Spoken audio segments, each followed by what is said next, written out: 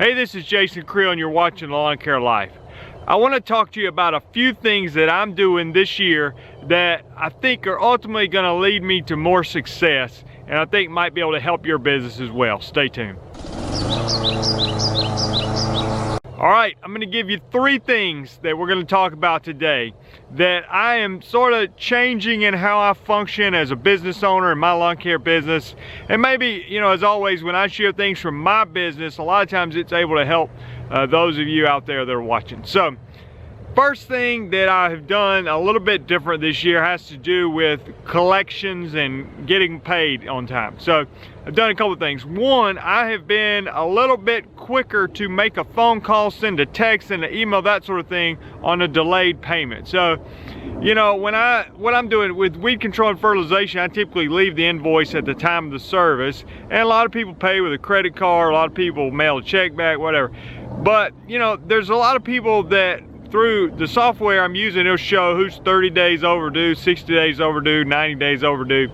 Well, you know, I used to maybe not call them until they were 60 days overdue, but I've kind of pushed that back in my mind, and I'm starting to call people more like 40 days overdue, which may still sound like a lot for some of you, but I've found that the longer you let that go, the less likely it is you're going to collect, or the more trouble it's going to be. So, you know, most people after 30 days or so, you know, they forgot or they're putting it off, and I'm trying to make improvements in that area. You know, I'm not saying I've got the perfect solution, but I'm just saying with me being a little more proactive, shortening up my window to call them, it has improved collections. I'll tell you what else I've done. The customers, and this may be even more important as far as collections go, the customers that I've had that are just notoriously slow to pay or difficult to pay, and it's not like one time I had to call them and remind them, but almost every single time they're late on their bill and I'm having to call. And the problem is with that, with weed control, is not only is it slow getting paid, but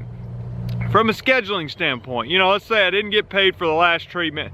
Now I'm coming back to your area. Of course, I like to do all the lawns on the same day, but you didn't pay from the last time, so I'm skipping you, and then you do pay, so then I got to make another special trip out there to do your yard. Or I just get frustrated and I skip their yard because they hadn't paid, and then their yard doesn't look right and they want to know why it doesn't look like. So there's a lot of problems with them not paying on time.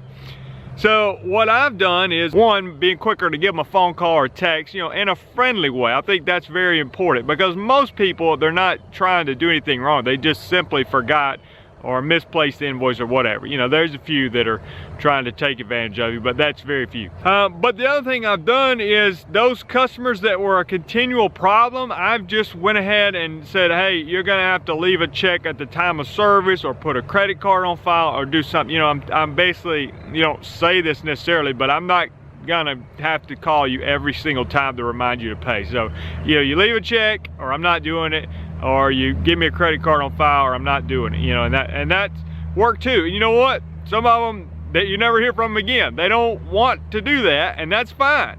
I have found that I just sleep better at night. The mental anguish of not collecting payment, which, you know, drives me crazy sometimes, is less. And so I don't mind them at all if I lose that customer who's not paying, because ideally that's not the kind of customer I'm trying to build my business around anyway. And like I mentioned, it's an inconvenience to have to make a special trip out there to do their lawn once they finally do decide to pay for the previous service. All right, moving on. Number two thing I'm doing to have more lawn business success this year is I'm getting help. Now, not only did I hire somebody who's working with me just part-time, but I've told my wife, you know, today or yesterday, I was like, you know what? Having somebody work part-time has made a huge difference. I mean, it just really has, because I'm not as burdened to have to get all the work done myself, and it's just eased the stress load that I have in business. I think it puts me in a little bit better mood, because I don't feel like I have to do everything. And you can have some really productive days when you have 2 people working as opposed to 1 person work. So some of you that's done that, whether you're mowing or in weed control or whatever, you know that experience. If you have a good person working with you. Now, if somebody's not that good, you know, probably adds more stress. So that's a whole nother topic.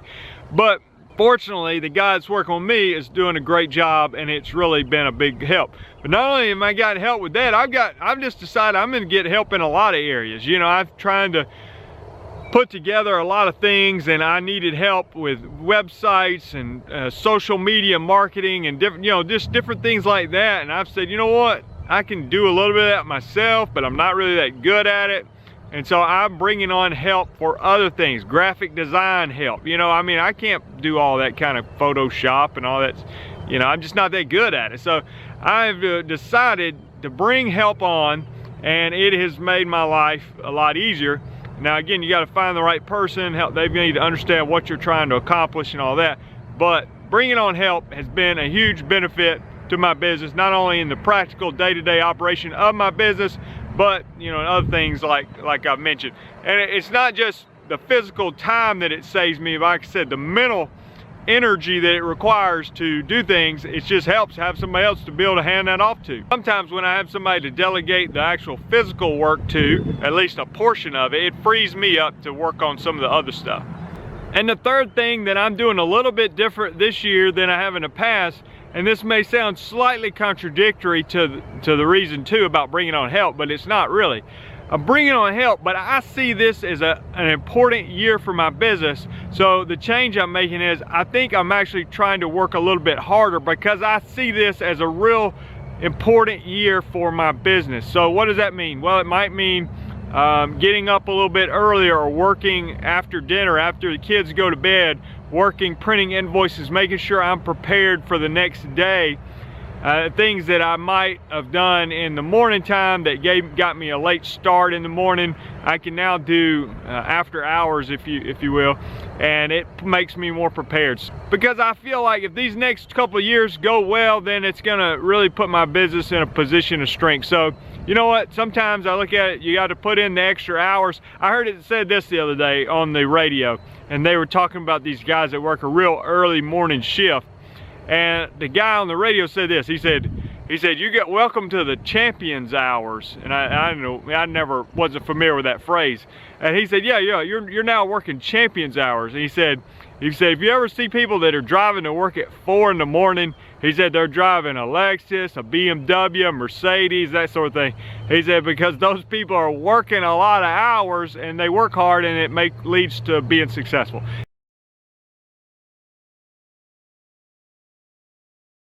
Now, I don't think that's always true, but I see his point. And for me, I do think sometimes there's periods of time in your business where, it just takes a lot of work, and sometimes putting in more work. And you got to balance that out with the rest of life too. You can't just work all the time. But sometimes putting in those hours can pay off big time down the road. And I look at it this way: if I can put in some hours now, it may save me some hours down the road. So these are 3 things I'm doing. Let me hear from you in the comments. What's some changes, some things that you're learning in your own business? What do you think about what I'm talking about here? If you haven't done so, go ahead and subscribe to the channel. Here's some suggested videos you can check out. Thanks for watching.